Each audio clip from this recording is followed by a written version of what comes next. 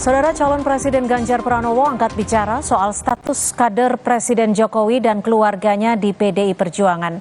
Menurut Ganjar, status untuk Wapres terpilih Gibran Rakabuming Raka dan Wali Kota Medan Bobi Nasution sudah diputuskan keluar dari PDIP. Soal status keanggotaan Jokowi, Ganjar mengaku belum tahu. Namun ia menilai jika sudah ada pernyataan dari Ketua Dewan Kehormatan PDI Perjuangan, Komarudin Watubun, berarti sudah ada keputusan Jokowi di luar partai.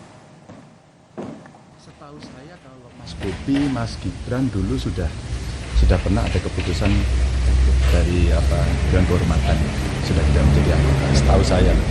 Kalau Pak Jokowi saya belum tahu, tapi kalau kemudian Pak Komar sudah mengatakan itu berarti sudah ada keputusan. Yaitu mekanisme internal. Ya, oke.